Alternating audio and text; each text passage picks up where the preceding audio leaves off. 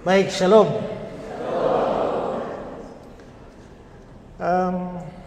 Di dalam acara KPI atau KKR, saya berkhutbah KKR sudah kemana-mana. Bahkan saya berkhutbah KKR atau KPI sejak saya kelas 1 SMA. Saya berkhutbah pertama kali kelas 2 SMP. Saya sudah keliling kemana-mana KKR dan seminar. Tapi biasanya di dalam KPI orang lebih banyak dari seminar. Di mana-mana begitu. Padahal di dalam seminar itu banyak pelajaran yang dapat diberikan, tidak mengerti bisa tanya dan lain sebagainya. Tapi orang lebih suka KPI daripada seminar. Gara-gara itu maka sekian tahun yang lalu saya merubah metode pelayanan, terutama dalam acara KPI atau KKR. Saya mempublikasikan satu acara namanya KPI Tanya Jawab, KKR Tanya Jawab. Jadi khotbahnya tidak panjang, lalu kasih kesempatan untuk orang bertanya apa saja. Ya, bebas tanyanya, tanya apa saja, saya pasti jawab semua. Walaupun jawabannya saya tidak tahu, itu juga jawaban. Ya, karena itu malam ini saya ingin menyampaikan firman Tuhan pendek saja buat kita. Saya juga belum tahu mau khotbah apa, datang ke sini juga, ya. Lalu saya siap untuk menyampaikan firman Tuhan yang saya pilihkan. Tapi tiba-tiba Pak Pendeta menyanyi, dengar dia panggil nama saya. Ku jawab ya. Terus Pak Pendeta bilang kadang-kadang kita Tuhan panggil, kita masih sibuk-sibuk urus segala macam, langsung muncul ide di saya tentang satu bagian firman Tuhan. Jadi saya langsung rubah khotbahnya. Ya. Nah, hari ini saya mau menyampaikan firman Tuhan dengan tema mengikut Yesus. Lukas 9, 57 sampai 62. Saudara bisa lihat ayat-ayat yang ada di slide biar lebih cepat, ya. Ketika Yesus dan murid-muridnya melanjutkan perjalanan mereka, berkatalah seorang di tengah jalan kepada Yesus, "Aku akan mengikut engkau kemana saja engkau pergi."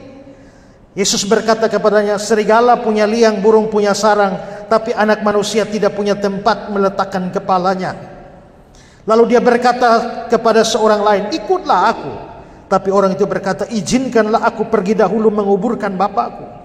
Tapi Yesus berkata kepadanya, "Biarlah orang mati menguburkan orang mati, tapi engkau pergilah, beritakanlah kerajaan Allah di mana-mana." Dan seorang lain berkata, "Aku akan mengikuti engkau, Tuhan, tapi izinkanlah aku pamitan dahulu dengan keluargaku." Tuhan Yesus berkata, "Setiap orang yang siap untuk membajak tetapi menoleh ke belakang tidak layak bagi kerajaan Allah." Saudara, orang Kristen, kita disebut Kristen karena kita mengikut Kristus. Kadang-kadang disebut sebagai Nasrani karena Yesus itu orang Nazaret.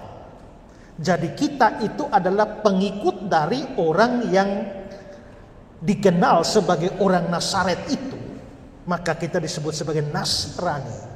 Jadi sebenarnya seorang Kristen itu adalah seorang yang ikut Yesus. Kalau saudara tidak ikut Yesus, saudara tidak layak disebut sebagai Kristen. Nah, dan seorang Kristen, seorang yang mengikut Yesus, karena itulah maka Yesus di dalam banyak kesempatan waktu dia panggil murid-muridnya, ya misalnya di Matius 4:19, Yesus berkata, "Mari ikutlah aku, kamu akan menjadi penjala manusia." Dia bilang kepada Matius di Matius 9 ayat 9, "Ikutlah aku." Dia bilang juga di dalam Yohanes 1:23, "Ikutlah aku." Maka seorang Kristen itu memang adalah seorang yang ikut Yesus.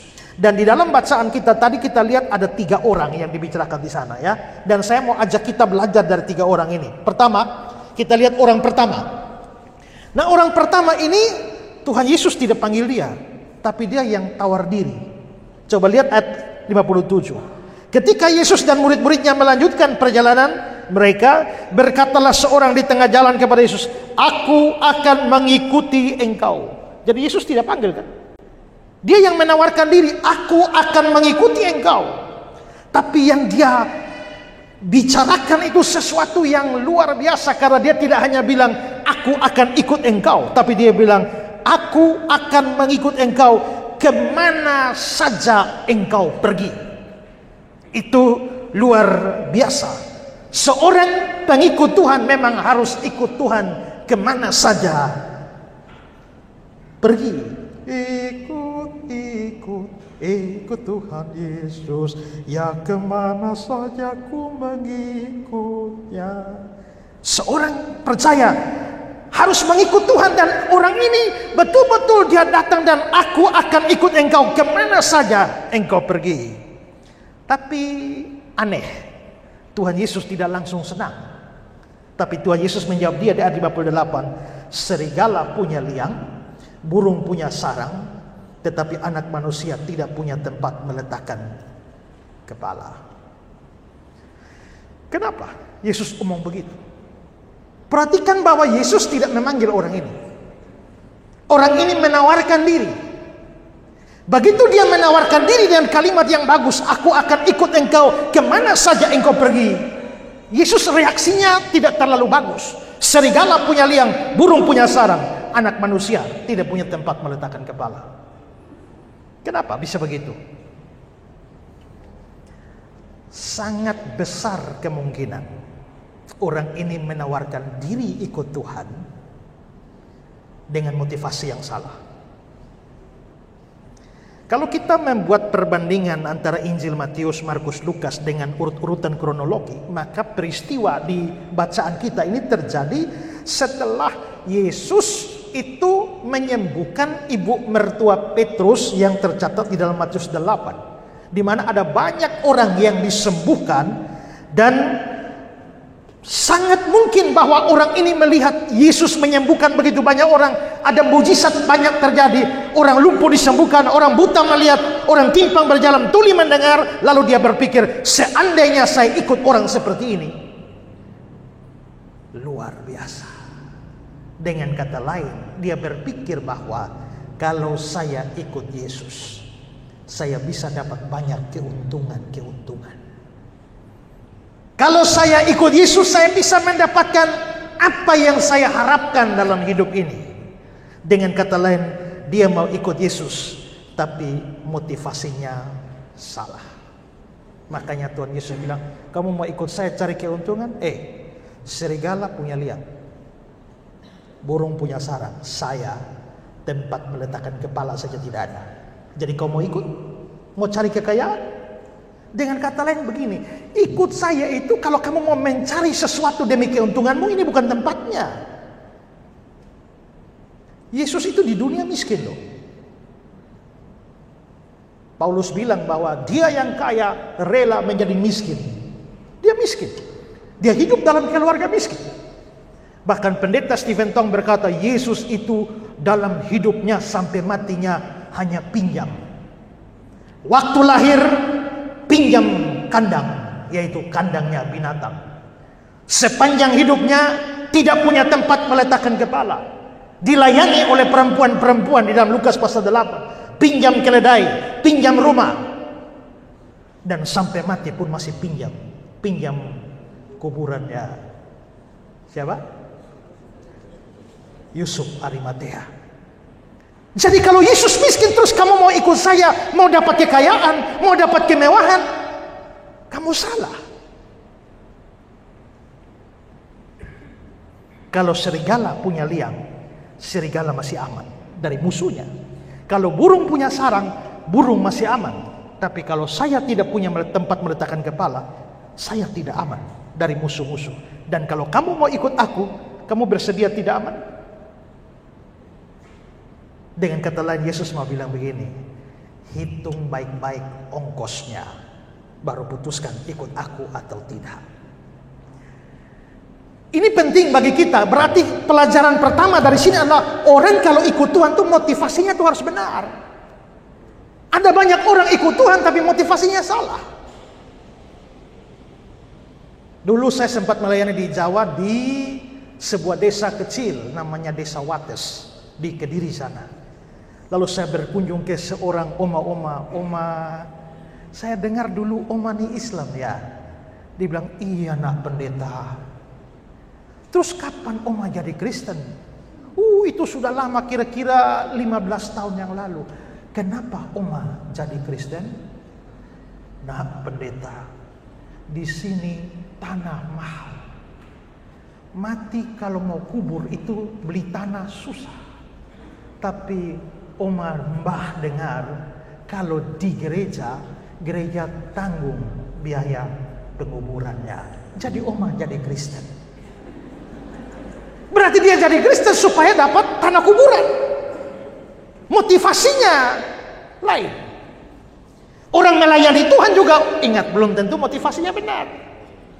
Ada banyak orang motivasinya melayani Tuhan, sungguh-sungguh melayani Tuhan. Tapi ada orang melayani Tuhan hanya untuk cari duit. Ya. Saya pernah ditawari jasa. Saudara tahu tidak?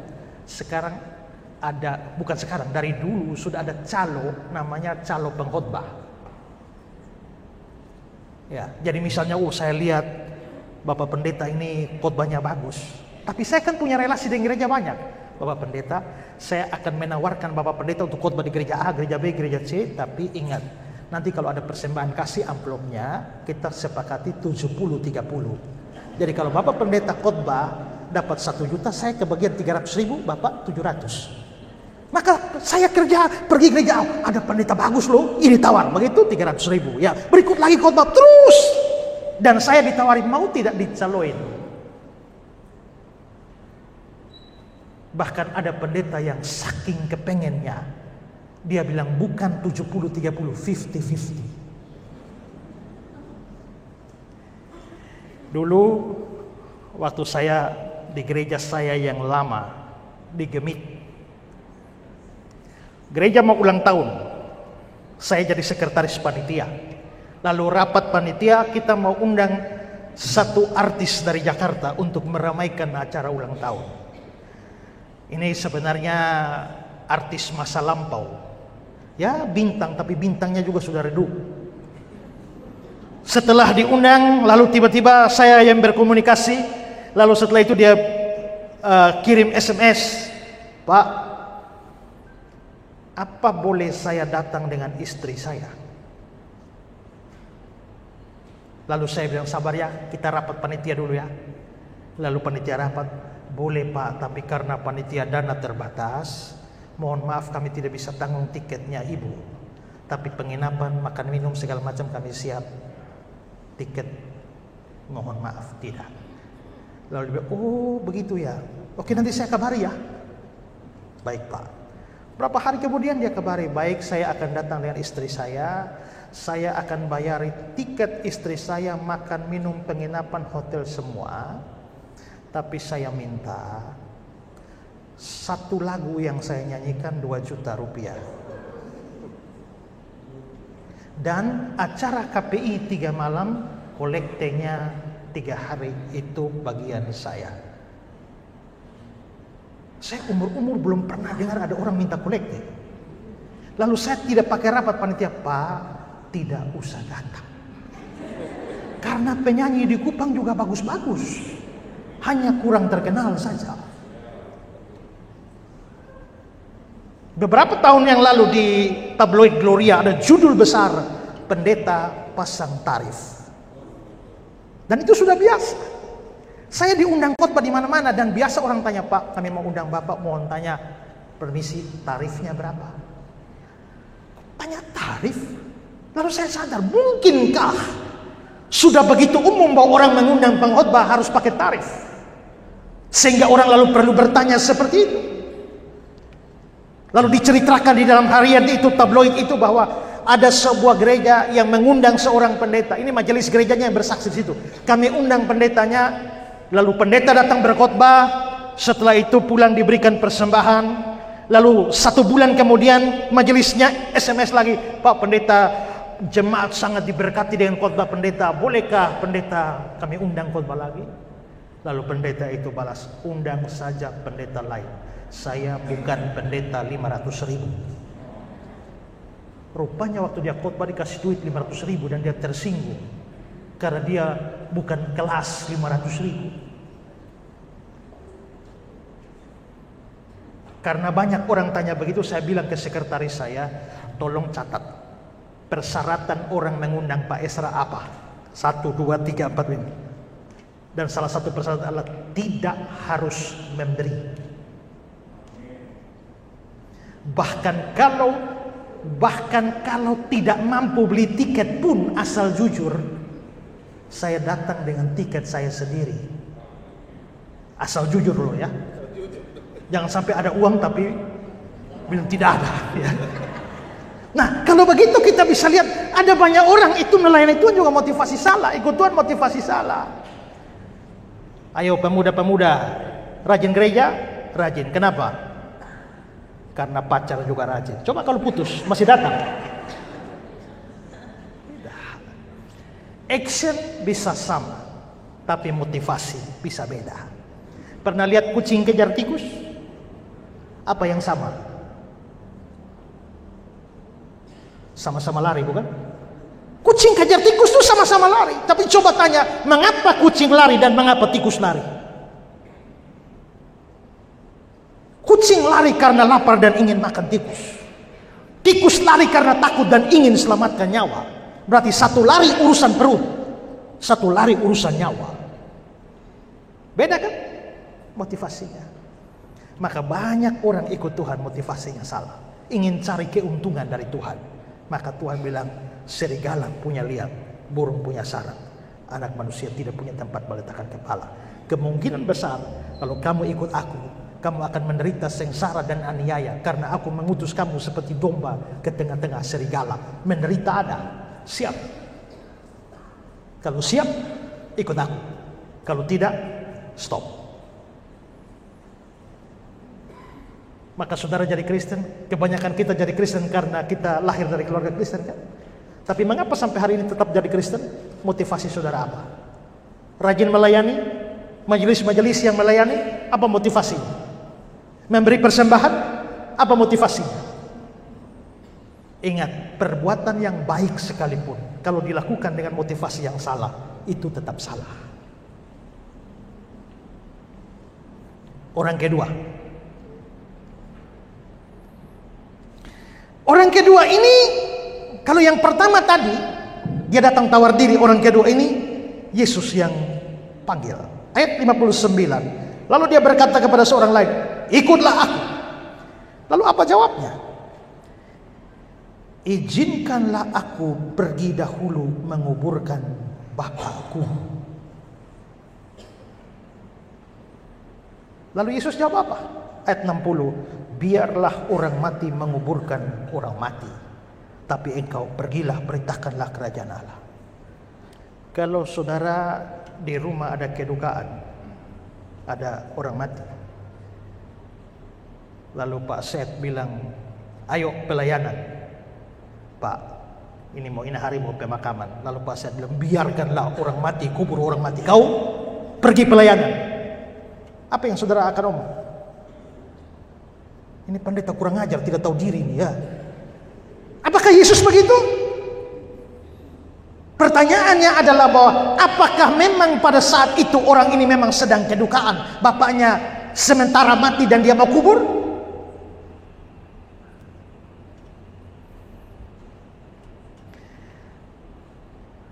Ada seorang anak Israel dapat sponsor dari Amerika untuk kuliah S2. Setelah dia tamat S2, dia pulang kembali ke Israel. Lalu sponsornya dari Amerika tulis surat, kapan kamu kembali ke Amerika untuk lanjut S3? Kalau bisa sesegera mungkin. Lalu dia balas suratnya, izinkan saya kubur bapakku dulu. Kalau saya sudah kubur bapakku, maka saya akan lanjut S3.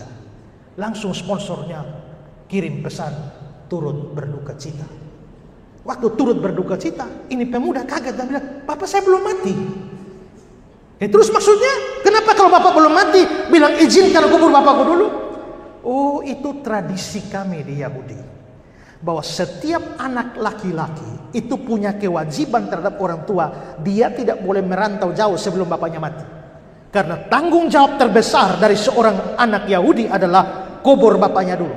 Jadi kubur bapakku dulu, setelah itu baru boleh pergi jauh. Nah, karena itu maksudnya pemuda itu, saya baru akan pergi lanjut S3 kalau bapak saya sudah mati.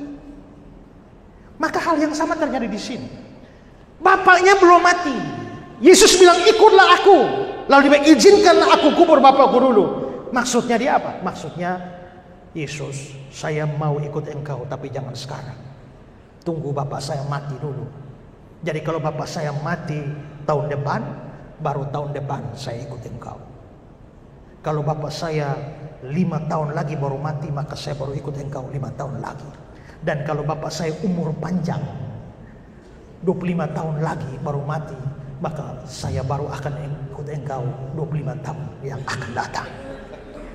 Begitu. Berarti orang ini apakah dia mau ikut Tuhan? Dia mau. Dia mau, tapi jangan sekarang. Tunda dulu lah kalau bisa.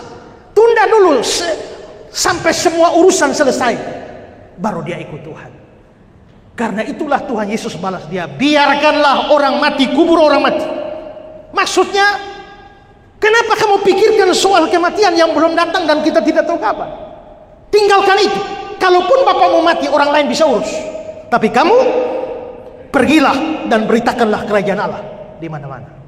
Itu berarti bahwa ikut Tuhan dan melayani Tuhan itu sesuatu yang sangat penting. Memperhatikan orang tua penting, tapi ikut Tuhan dan melayani Tuhan jauh lebih penting. Melayani orang tua penting, tapi melayani Tuhan itu jauh lebih penting. Karena itu jangan jadikan keluarga itu menjadi alasan kita tidak melayani Tuhan. Kalau kamu tidak melayani keluargamu, kamu salah. Kalau kamu tidak melayani Tuhan, kamu salah. Tapi kalau kamu tidak melayani Tuhan dengan alasan melayani keluarga, kamu salah. Dan banyak orang sering menunda-nunda untuk ambil keputusan ikut Tuhan dan melayani Tuhan. Ada anak muda, ada anak kira-kira remaja, Tuhan datang pada dia, nak, maukah engkau melayani aku di Tuhan? Saya masih remaja. Nanti dululah, saya tamat SMA dulu. Lalu waktu dia tamat SMA, Tuhan datang, nak, maukah engkau melayani aku di Tuhan? Ini kan masih mau kuliah. Tunggu saya kuliah dulu, baru saya melayani Tuhan. Waktu dia kuliah, Tuhan datang lagi, nak, apakah engkau mau melayani aku di Tuhan? Tugas kuliah terlalu banyak, kalau bisa setelah wisuda. Nah, maka setelah wisuda Tuhan datang lagi, nak, apakah engkau mau melayani aku di Tuhan? Ini baru wisuda, belum cari kerja. Tunggu saya cari kerja dulu. Begitu dia cari kerja, sudah dapat, Tuhan datang lagi, nak, apakah engkau melayani aku di Tuhan? Ini kan kerja sudah ada tapi belum nikah. Tunggu nikah dulu saya dengan istri melayani Tuhan. Lalu begitu nikah, Tuhan datang lagi, apakah engkau melayani aku di Tuhan? Ini masih program cari anak dulu. Jadi nanti ada anak-anak dulu baru saya melayani Tuhan. Begitu sudah anak lagi, Tuhan datang lagi, Tuhan ini urus anak ini repot. Ya masih segala macam ini. Jadi tunggu kalau bisa pensiun saja. Nah setelah dia pensiun, Tuhan datang lagi, maukah engkau melayani aku? Lalu dia bilang, Tuhan, apa yang engkau harapkan dari orang tua seperti ini yang sudah asam urat, gula darah, ya darah tinggi dan sebagainya. Dan dia tidak pernah melayani Tuhan. Dia mau, tapi sering menunda dan akhirnya tidak ada kesempatan untuk itu. Kalau begitu artinya apa? Pertama tadi melayani Tuhan motivasinya harus lurus. Yang kedua, kalau mau melayani Tuhan jangan tunda-tunda. Ada kesempatan melayani itu melayani. Saya sebagai pendeta jemaat, terus terang saya pendeta jemaat, tapi saya tidak punya karunia di pengembalaan. Saya kalau duduk belajar Alkitab 12 jam non-stop saya kuat. Tapi kalau tiba-tiba Pak Pendeta ini ada jemaat sakit apa segala macam, pusing saya. Ya, makanya akhirnya sekarang tahun lalu saya meletakkan jabatan saya sebagai ketua majelis. Menyerahkan kepada hamba Tuhan lain untuk urus itu, biar saya hanya khusus khotbah dan pengajaran. Tapi pada waktu satu hari saya lagi sibuk-sibuk belajar Alkitab, buka tafsiran segala macam, tiba-tiba Pak, Bapak di rumah sedang sakit. Bisa datang doakan kah? Saya bilang, Ibu, bisa besok kah? Ya baik Pak Pendeta. Setelah besok saya mau pergi. Tidak ada kabar juga. Begitu saya pergi sampai di rumah, tenda duka sudah berdiri. Bapak sudah mati. Dan saya menyesal luar biasa. Seandainya saya tidak menunda. Anak muda, kalau Tuhan panggil melayani, ambil keputusan hari ini melayani. Majelis-majelis gereja, kalau ada kesempatan melayani sungguh-sungguh. Tidak usah tunda-tunda. Karena hari esok bukan milik kita. Kita tidak tahu kita hidup sampai kapan, kan? Filsuf Yunani Aristoteles mengatakan, kamu tidak pernah menginjak sungai yang sama 2 kali. Ini air mengalir, kau injak. Begitu. Yang kau injak bukan lagi air yang sama. Air yang tadi kau injak sudah ke sana. Kamu tidak pernah bisa mencapai hari besok.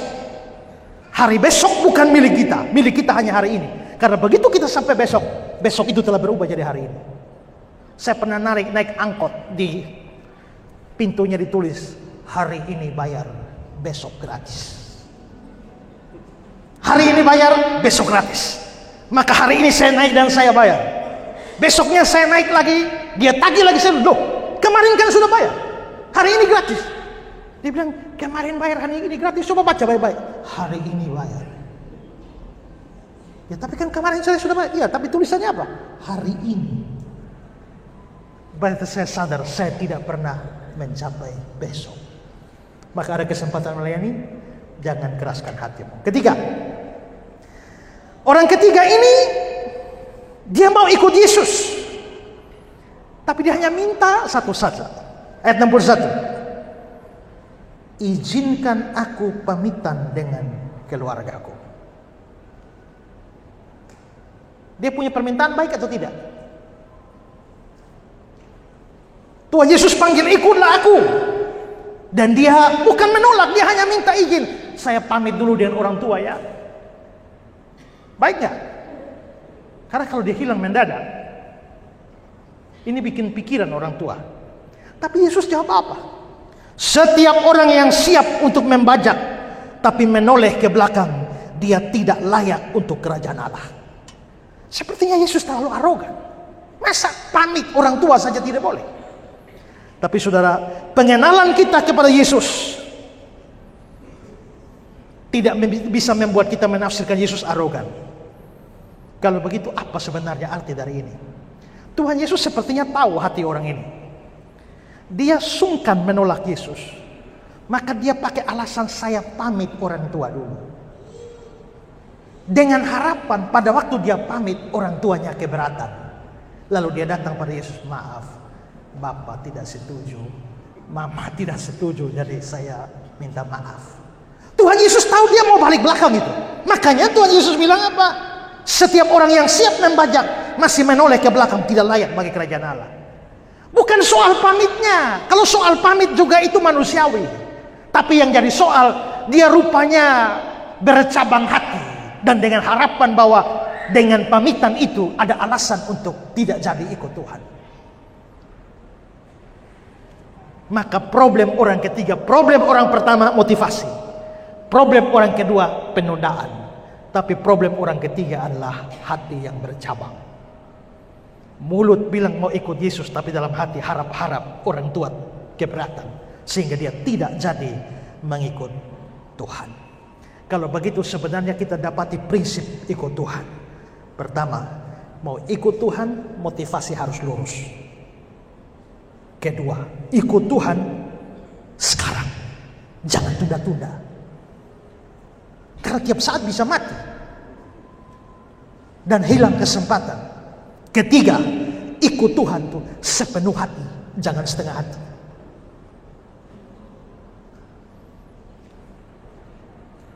Ayo, coba tangan semua ikut saya begini. Saya omong apa ikut ya? 1, ikut. 1, ikut Tuhan dengan motivasi yang benar. 2, ikut Tuhan tanpa menunda-nunda. 3, ikut Tuhan dengan sepenuh hati. Nah, pelan-pelan, tutup, coba. Kasih masuk di saku dan di tas di sebelah itu. Nah, itu oleh-oleh dari Pak Esra. Tuhan memberkati kita. Amin. Jangan lupa itu oleh-oleh ya. Pulang dan bawa.